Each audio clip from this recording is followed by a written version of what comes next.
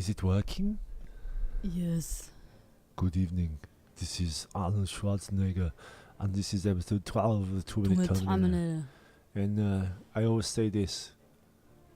Break the rules. Well, ban them. Don't break the rules. Rules are meant to be broken. No, he says... Believe in yourself. Don't break the law, break the rules. Don't listen to anyone. Trust yourself. What else does he say? Ignore the naysayers. Ignore the naysayers. Always give something back. When I tried to bench 500 work your pounds, butt off. Work your butt off. It's out there when people are partying, having fun, fucking their nanny.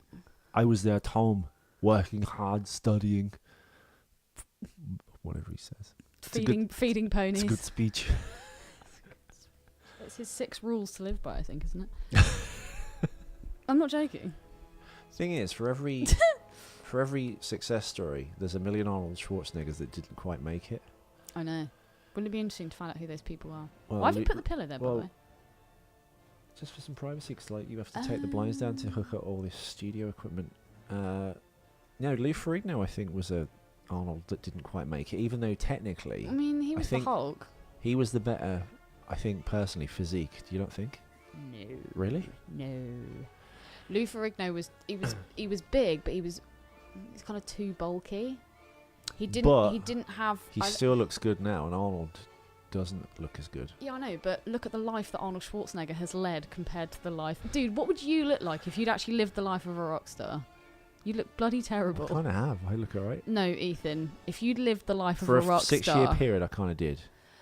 If you lived the life of a rock star, Ethan... You keep reiterating that point as if I didn't live the life of a rock star. You did, but like a bit of a watered-down version.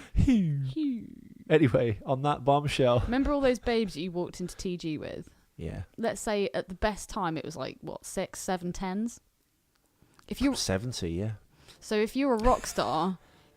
You play a gig, you can pick out as many 10s from the crowd as you want. You then take them back. I could do that. They would do... You wouldn't even have to use your charm and your guile, Ethan. You would literally just have to look at them and their knickers would fall off. That was the case when I was hanging out with Michael Gibson, the multi-millionaire TV presenter. Yeah, but... Okay, right. Ethan was a rock star, people. And if I was at a gig, my gig, as a rock star, yeah, the girls would say... Hit the music. Ugh, yes. Yeah, I think this guy's a couple cans short of a 6-pack. Howdy, stranger. Don't say howdy, stranger, to me. Load up.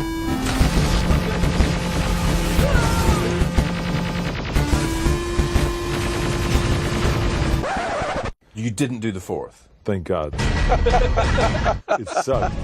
It's so good.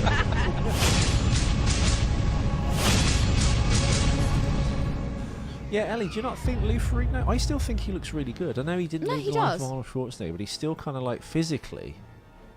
He's still kind of got those proportions. Yeah, he's I mean, definitely for a man still who's held it 64, together, but also... I think, or whatever he is. But also, the kind of training that I think Arnold would have done would have been a lot more kind of strenuous on the body. And also, I think it was after Arnold's second heart attack when his body really took a hit, because he now can't bench properly, and that's why his body has deteriorated. So it's not necessarily through the fact that he just looks terrible because he's let himself go.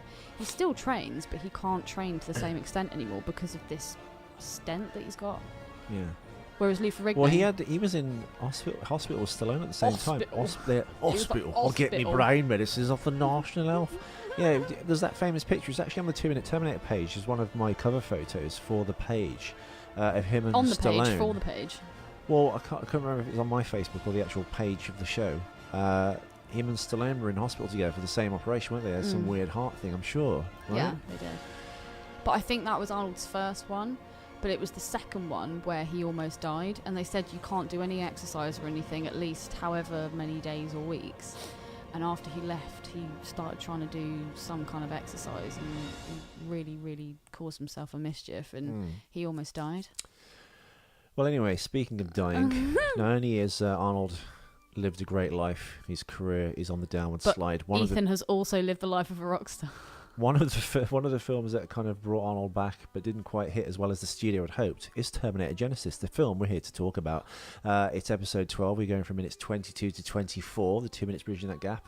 And it starts with a young Arnold being hit in the head with a telescope at the Griffith Observatory, Los Angeles.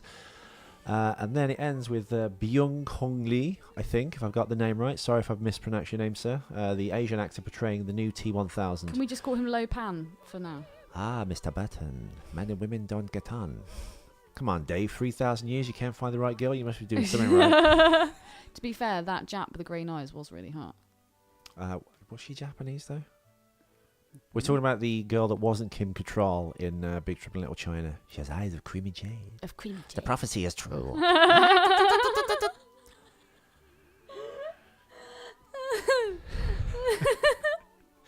Yeah, so I'm just going to call him Lo. He's Tia Carrere's dad in Wayne's World 2. 1. He goes, haha, Wayne, you've impressed me. And they've got those really bad, like... That's her dad? Kung Fu. Not in real life. Oh, I was going to say. I've forgotten his name. James Hong, that's him. He's like, I only do eyes. He's in... Just do eyes. He's in Blade Runner as well. Your favourite film. Speaking of futuristic dystopias, Ridley Scott, after returning to the Alien franchise with Prometheus... is returning to Blade Runner. Did you know that? No. With a 73-year-old Harrison Ford as Deckard. Get wrecked. Get out. Yes, exactly. I was going to say wreck the fucking shop. Yeah. Why? Sorry, I need to speak more into my microphone. Yeah. Sorry. If not because it's to annoy you during the show, Ellie, but so that the copyright people don't pinch us for the soundtracks we play underneath the shows. I think it's better with the music underneath it, isn't it? Dude, it just looks like you're wanking. I'm trying to get a comfortable seat. I apologise. He's put a pillow over his lap and his you know hands what? between You know his what, legs. everyone? Full disclosure. You're not going to tell them what just happened half an hour ago, are you? I don't know. Should I? Depends. We'll do it at the end of the show to keep. Yeah, listen on if you want to hear. Oh my the god! Horrific yet funny thing that happened to Ethan, your host today. I literally have photos to prove it as well. And no John Nichols or Spalding, our two favourite listeners. You're not getting the pictures. And we're not in Birmingham, so don't drive past. This scene, Ellie, what do you think of it? I actually think it's really good. This Once is again, a juicy 2 minutes, which is action-packed. There's lots going on, which is why I was excited about doing this last night. But then, all of a sudden, this wave of tiredness just slapped me around the face. Well, I think the scenes with Arnold... Can we have a bit of volume on this? Yeah, I think he looks really good. I think the Arnold in this, kind of when he turns around and half his face is missing, he looks really good. And I think that was actually one of my first notes. That's quite a signature shot, isn't it? I don't know. I just think the CGI is really good. I think had they made this film... In fact, if they remake Terminator in 5 years' time, you won't need Arnold in it. And I think it'd look really good. Do you not think? I get that, but I think my heart and soul wouldn't be quite in it because I knew it wasn't actually Arnold. Well, Arnold could be in it. He could, like, perhaps, along with Brett Azar, is the man who's actually body doubling Arnold, the young actor slash bodybuilder. Not Bret Michaels. Don't confuse the two. No, Brett Azar, who was cast basically because he had a similar body to Arnold in his heyday. In the first movie, this is what they're saying in the notes. Anyway, the body is provided by bodybuilder Brett Azar. Azar won the role following an open casting call looking for a person who could match to the closest of Arnold's physique during the first film. Azar never thought of the idea of being in the film until he was persuaded by his manager Mike Lyons. I don't know why it's important to keep his manager's name. Basically, to audition, for the role. His audition, Ellie, was arriving in time, so he basically had to recreate the scene. I love that you're actually just slapping yourself now. I just don't need to move your mic to actually hit me. I'll do it for you. His audition was to recreate the scene when Arnold arrives at the start at the Griffith Observatory in Terminator 1, and then he had to mime the lines, "Your clothes, give them to me," and all that stuff, and that's how he basically won the role. Arnold. Basically. Yeah, I've got this tick now. I can't stop saying it. All right, Forrest. He thinks the word basically and he jizzes. So he basically gets to... Oh, God, I've done it again. I'm sorry, listeners. That was not a slap. Your clothes, give them to me. He had to lip sync to. He wins the role. And then, because Arnold was his bodybuilding idol, on the first day of the shoot, Arnold brought him magazines and Ethan's struggling to read because he's broken his glasses. I don't have my glasses either. Arnold gifted him with a box of cigars, which is very healthy, and magazines on the first day of shooting. So there we go. Brett Azar. Didn't he start smoking cigars after filming or during filming Predator? No, that's Carl Weathers. Oh, I thought it was Arnold. Carl Weathers with this body beautiful kind of, my body's a temple, I won't never tried a cigarette in my life. And then Arnold kind of like either bullied / machoed Probably. him into I can trying imagine a that cigar. would be how it'd go down. And now Carl Weathers smokes cigars, apparently. I think that's kind of what, I don't know. Arnold smoked cigars even way back when, though, because if you look at the set of Commando pictures... That was one of his vices. He did love his Austrian cigars. And does he smoke a cigar in Pumping Iron? Yes, he does. Or is he smoking weed? I think he smokes both. Okay. They smoke weed after the competition. I'm learning Brazilian from this woman. Oh my god. What's a moi? Can I put my hand in your skirt? God, that was so cringy to watch. But then again, seeing your mate hit on someone, not that Arnold Schwarzenegger's my mate, it's always such a cringe. I remember watching one of my female friends hitting on this guy, and it was just the worst. Imagine like the worst episode of The Office or Alan Partridge, and it was that times 10. Like this guy had a scar on his face, and she sat in front of him. Girls like scars. Oh my god, chicks dig scars. And I was like, oh my god. And just the whole chat, she's like, yeah, I work in TV and I do this. And it's like, no you don't. And just, it was so bad. I had to leave. Should have cock blocked. What's funny is I was actually there really originally on a date. Well, I'd been on a date with him, the only date I've ever been on in my whole life. And he basically wanted to bang me for ages, but I just wasn't really in the right headspace. I'd just come out of a really long-term relationship, was a bit messed up, and he really wasn't that hot. Another one that got away. But yeah, it was like, oh my god, it was that night that I needed you to save me when I'd gone to Brixton. Oh, okay. And I was like, Ethan, they've had an argument. They've both gone separate ways. I'm by myself. I don't know where I am. And I was like, I need you. And you were like, I'm with Alex. I can't help you. And then you started sending me photographs of the donuts you were eating. I was like, great. So now I'm hungry and I'm cold and have nowhere to go. And we ended up, I called that guy. I actually pulled a massive girl. I called that guy and I was just like, oh, do you know, like, can I come back to yours? Because I'm stranded. I don't know where I am. I mean, you blue balled him. And then he was just like, yeah, sure. And I was like, I've lost my mates. And then I found them. I was like, I found them. It's fine. Don't worry about it. You can still come over. Thank you. And he was like, come over later. And I was just like, oh. And then I spoke to my friends about it. My friend was going through, she was still in a relationship with this guy, but he was going on a night out and she didn't like the fact he was going on a night out. So she was like, right, make sure you take lots of photos of me, like around lots of guys and blah, blah, blah. And she actually made out with some really ugly dude that night just to make herself feel better. And then I told her the situation that could possibly happen after, and she went, oh my God, has he got drugs? Oh my God, has he got booze? Oh my God, we should just go back to his house, like get him to come and pick us up. And I was like, I can't do that. And she was like, do it. And then Amy was like, do it. So I was like, So I Women called, are terrible. So They're I worse called than Terminators. So I called this guy up and I was just like, basically, I'm with these girls. They were wondering if you had any, party prescriptions and blah, blah, blah. And he's like, yeah, that's fine. I'll come pick you up. I'll be there in like 20 minutes. Ooh. So he did. He came and picked us up, took us back to his house. He gave us this weird yellow stuff. Rehypnol. And I drank it. And dude, I literally felt, I've never felt so smacked out by having one drink of this stuff. So you got roofied. And I was like, this does not feel right. I feel like I'm being drugged here. So I stopped drinking it. And me and Amy just sat there and just did loads of his cocaine and was smoking all his weed. And Molly was sat on the floor. Just said it. Molly was sat on the floor like, oh my God, you're in a band. Oh my God, you're this. Oh my God, you're that. And so I was like, sweet, she can just look after him. We're just going to take all his drugs. And then it got to a certain part of the night. I was like, right, mate, I'm going to go now. And he was like, oh, what, you're going? And I was like, yeah, sorry. And I never saw him again. Oh, no. Sorry. So, Eleanor. Yes, this 2 minutes. This scene with Arnold. So, yeah, I thought that initial shot that we see where the CGI Arnold has half of his face is exposed and you can see the red eye. That's like the classic kind of Terminator Terminator has view. to have half of his head ripped off. It's always half so the face and you can always see an exposed eye. Never this bit. No, that would look freaky. That would look freaky. If Just he like just a tore metal like mouth. the lips and the chin area off, so he had like a metal bottom half to his face. But I think speaking to the mic, Ethan.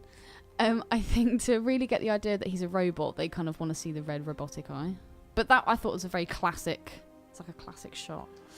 So I thought that was good. One thing I take exception to is when they kind of like run at each other and they kind of start wrestling. And they kind of... I've always said it. I said it in the cinema. I guess it looks cool in a superhero comic book context. But for me, I just think your metal feet would rip out of the flesh. Yeah. If you're breaking pavement with the like pounds per square inch that they're bearing down on each other with, it's like two immovable objects coming together, and the paving stones of the pavement crack.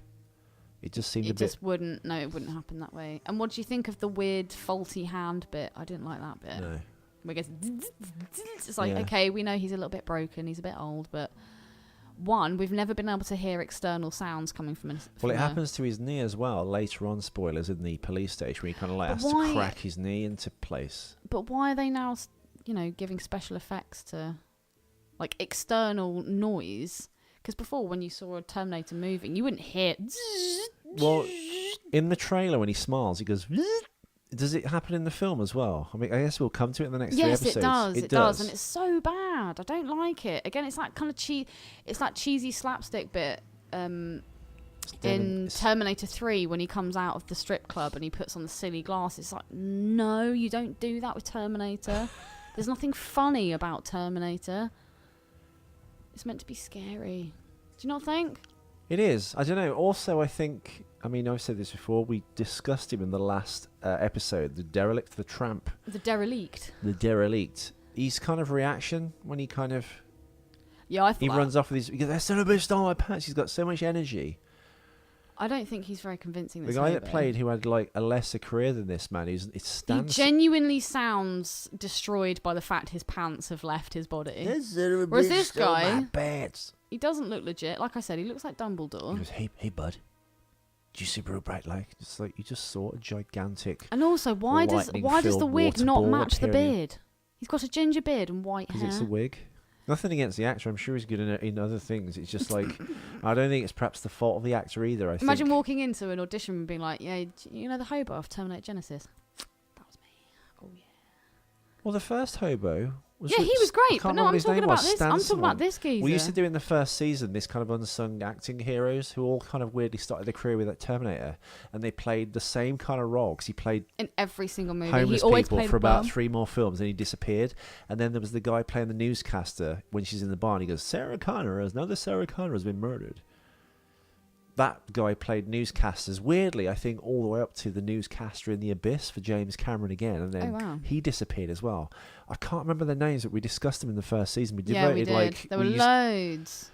Weirdly, in the first Terminator, of people that but do you remember got typecast and then just disappeared like a fart in the wind. Every now and again, I would say to you, "Oh, so who are the unsung heroes?" And you're like, "Oh, I don't do that anymore." When we did it last episode, we discussed the 3 punks and the derelict. That's why I'm not going to cover him here because I don't have those. Hobo derelict. No, I've got them. I've got them. What do you think of? Yeah, John Edward Lee, Kristen Troxwell, and Luke Sexton. They were the punks basically, and I didn't write down the derelicts. But if you, we've totally neglected. Sorry. No. I was just going to say, if you go back to the notes of Show 11, you can actually get links to their IMDb's and their resumes, including the guy playing the derelict. I just think he's a bit too clean and a bit too with it, and I think that's more perhaps the fault of the filmmakers.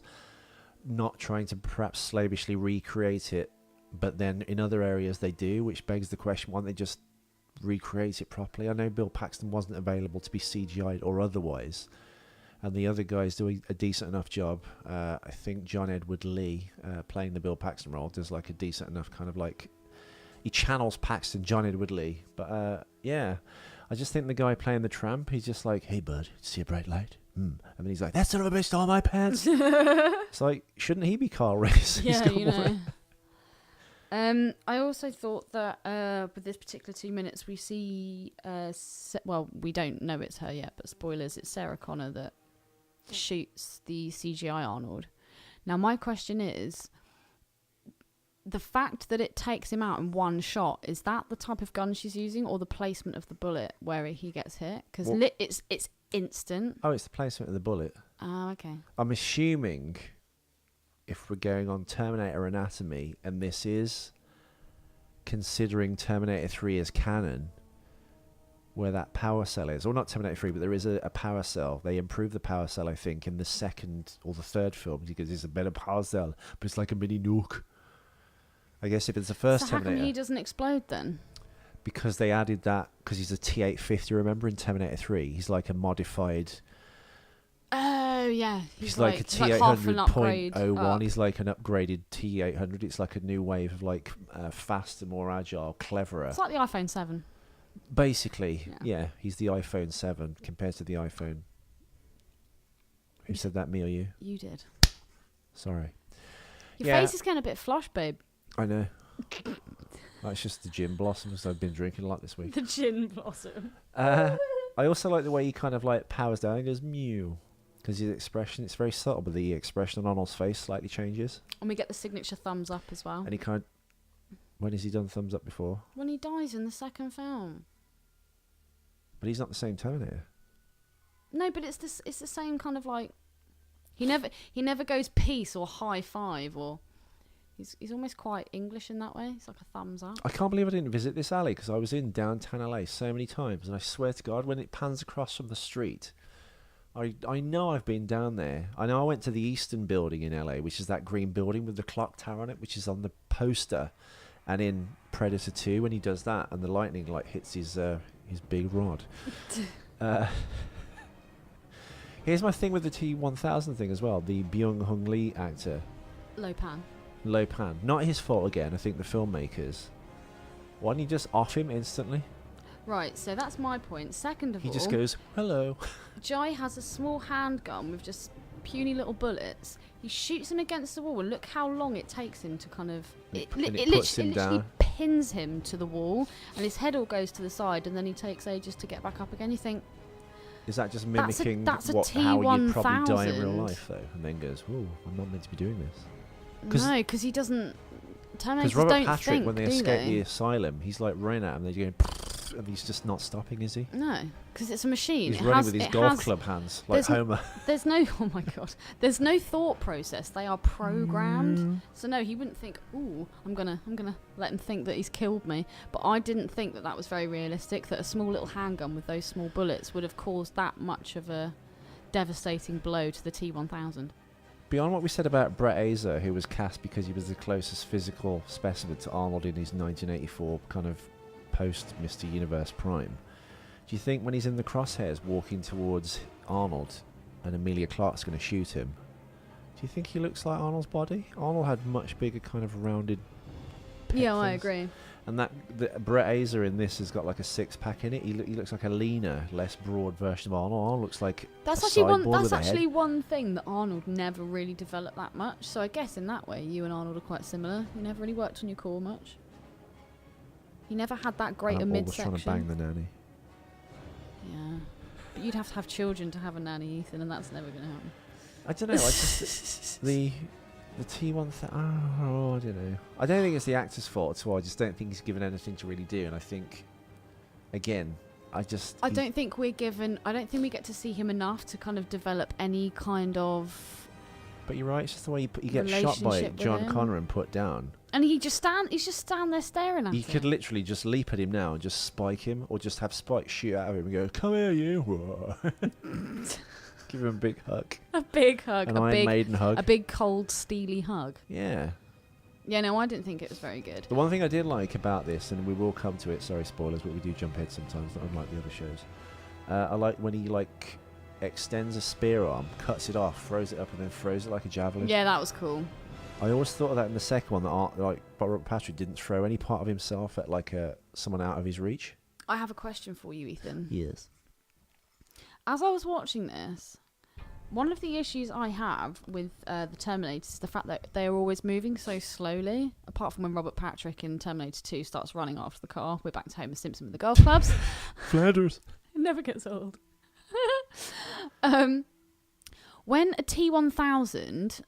When parts of the liquid metal are separated from its body, can it control the speed in which the metal reforms to his body? Or, oh, what? So now I'm too close. No, it's too high. Copywriters. Does the T1... I'm trying to ask a serious question. Does the T1000 have any kind of control over the speed at which the metal reforms into the main unit? Or does it just go of its own accord? Well, you'd think if each part of it is an individual little piece, it would all be connected or Wi-Fi together, so it could travel wherever it wanted. So again, it could even break little pieces off and send them on missions of their own. So again, when the T1000, this particular Lopan, gets shot in the side and in the head and in the face, and you see him, and then he looks, and then really slowly the metal kind of forms again, and then goes back into the main unit, and you just think. And yet, if you were in a he's running away. If you're in a rush, you're trying to save the.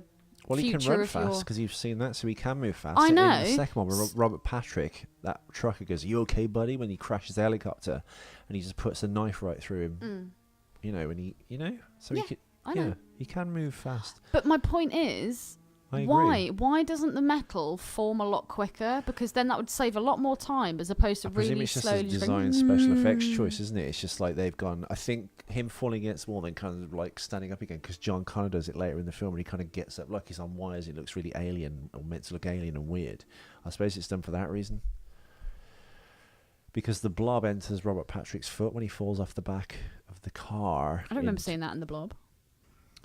No, but he's like hacked onto the back of the car. Arnold shoots his arm off and then shoots him, so he goes careening off. And then John Connor picks up the spike out of the trunk, or the boot, as we say in England, and throws it into the road.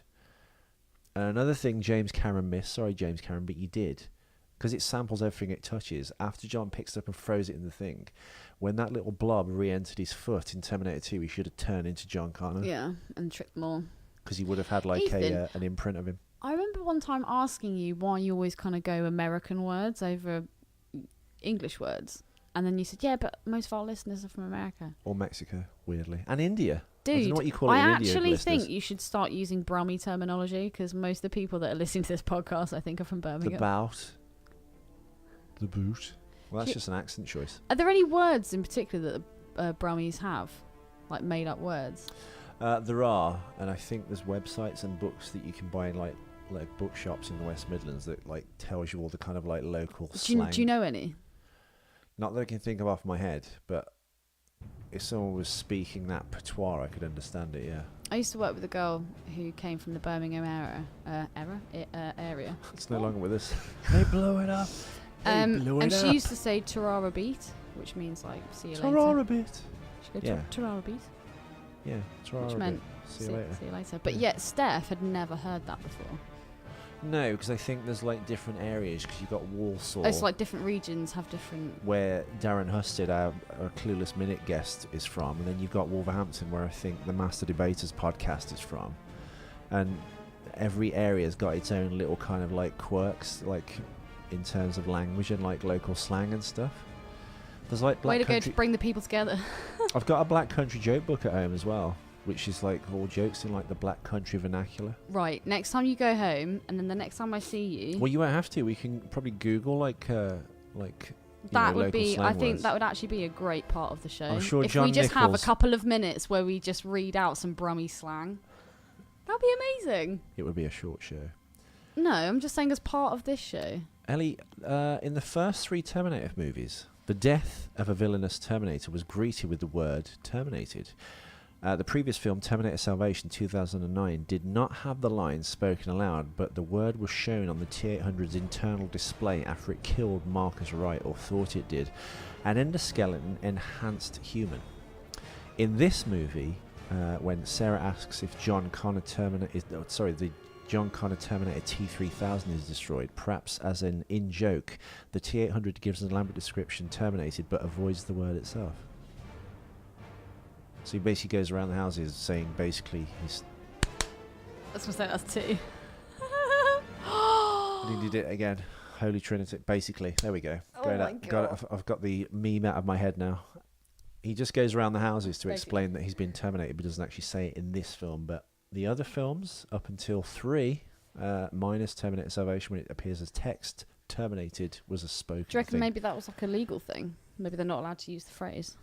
No, not at all. I just think perhaps they've tried to be clever. I just think they've just not mentioned it in this film, and then the notes I've got off IMDb have tried to kind of like link it in some way, and kind of like some Jai's acting when he shoots the T-1000 is so bad. He's like startled and then just runs away. You should even have that kind of like Scooby-Doo as they Yeah. kind of like tiptoe away. It's just bad. I just really dislike Jai Courtney. He's just so bad. Watching him makes me think Marcus Wright is like in a completely different league. He's not. Yeah, well, I think Sam Worthington He's just in an Salvation isn't as like muscly as this dude, is he? I just think I don't know. He's like the Shrek from all the Terminator films. It's just very Hollywood, isn't it? Everyone has to be like super buff and stuff. Bastard. But you know what? It's a mainstream sci-fi action film, so it's going to have that. I mean, you couldn't have like some strung-out looking person from a post-apocalyptic future in this. It would alienate the... Why? Because you just can't. Because I was hoping you were going to say that. Because people are stupid, Ellie, and People they have to are appeal. people.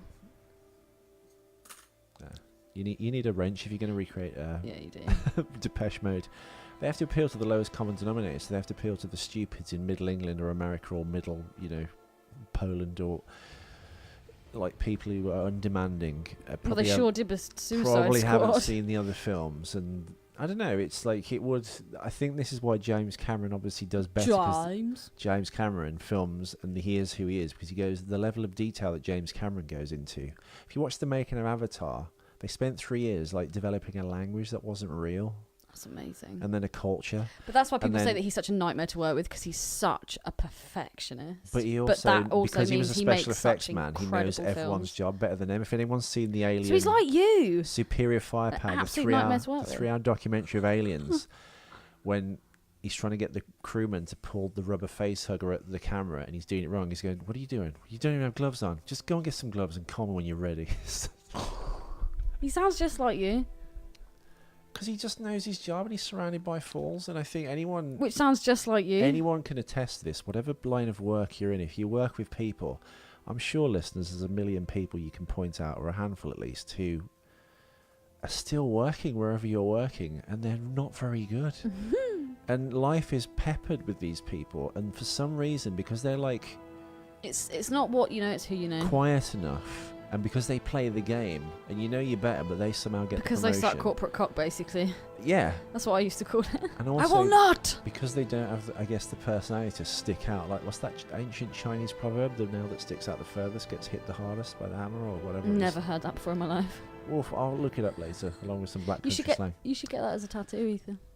On the bottom of your back. The furthest gets hit the hardest. So your boyfriend's got something to aim at. Ooh. Anyway, before we wrap up, I am going to tell my story. When we got in tonight, racing back into the house, I was putting the bike away. Should we be really nasty? Tell half the story, and then when it gets good, we'll tell the second half in the next episode. I was stowing my bike, and as I was wrapping that up and putting the cover on it and stuff, I had these really awful stabbing stomach and intestinal pains. Let me stop you there. The reason Ethan has stabbing stomach pains, Ethan eats incredibly healthy. He juices every day. Everything that goes in his body is clean and natural. But, he doesn't drink wheatgrass and all that rubbish. I'm not psychotic about it. He's not psychotic, but he eats very good food. Earlier on, Ethan was waning a little. He needed some energy, so we went to Five Guys. Drank a litre of cherry Coke. and ate the biggest burger that you've ever seen with hot sauce and everything. You can see where this is going, can't you? We then rode back from London on the bike. And we're going to leave it there, and you're going to find out what happened in the second part of Ethan's anal apocalypse. So Ethan's Soylent Green. Let's just leave it at that. We shall return tomorrow with episode 13. Thank you all for listening. It's going to be 24 to 26, I think. That's correct, yeah. And we'll see you then. Thank you all for listening. I do apologise if there are gaps in the daily show. Basically, at the moment, Ethan is working a hell of a lot. I'm working like a black, and Ellie is going to be ejected from her house. So studio number 2 is being dismantled as we speak, while Ellie finds a new house, and I am in Birmingham, but also working in London. It's very logistically, it's very difficult. This actually happened in the middle of, or the end of Terminator 3, didn't it? Season 3, but we managed. Now we've got Zencaster. Yes, we have got Zencaster. Thank the heavens. Anyway, thank you so much for tuning in. I've been Ethan McKinley. I've been Ellie Fitzgerald, and I will say before we 2-minute Terminator. I will say before we wrap up, please go to the Facebook page and like the page, and get your friends and recommend them to like the page. It really means a lot if you can support us. If you can give us your kids. If you can give us an iTunes review, please do give us a star review and say something about the show. It really does help us in the ratings and get the show bigger than it actually is. So thank you for your support, and we shall be back tomorrow with episode 13. Unlucky 13. Hasta la vista, baby.